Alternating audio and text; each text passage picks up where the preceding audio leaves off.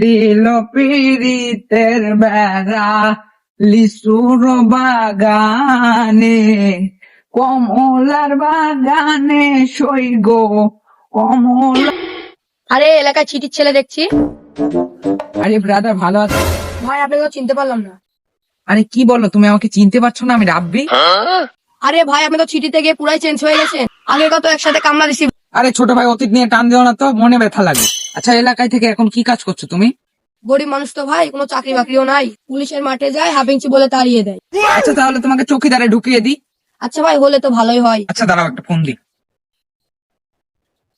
Hello কুদ্দুশালী, এই এলাকার ভিতর গাড়িটা নিয়ে আসো তো, সিও স্যারের সাথে দেখা করতে যাবো। নিয়ে আসো, শর্ট করে নিয়ে আসো, আমার সময় শর্ট। ভাই কেমনে কি এসি গাড়ি আপনার এই রাস্তা ঢুকবে? আরে ছোট ভাই দাঁড়াও তো, আসলে দেখতে হবে, দাঁড়াও।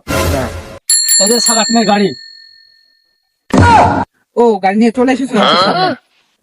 ভাই আপনি এই গাড়ি চালাতে পারবেন? আরে কি বলো, সিটিতে এগুলা দিয়ে রেস খেলি, অনেক রেস খেলি, সমস্যা নেই। আচ্ছা ভাই কি আসলে বড় লোক না নেংটি এয়ারপোর্ট? আরে আমার সার পড়ে গেছে।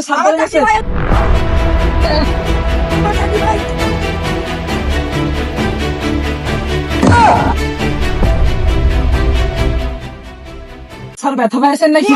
না, কোনো সমস্যা নেই। কুদ্দুশালী, তুমি গাড়িটা গ্যারেজে দাও, এলাকার রাস্তাগুলো অনেক খারাপ তো, তাই একটু পড়ে গেছে। সমস্যা নেই। এই আচ্ছা, তুমি এখানে দাঁড়াও, আমি বাড়িতে গিয়ে ড্রেস আপগুলো চেঞ্জ করে আসি। ভাই যে অঙ্গি ভঙ্গি দেখলাম, আমার চাকরি কেমন হবে বুঝতেই পারলাম।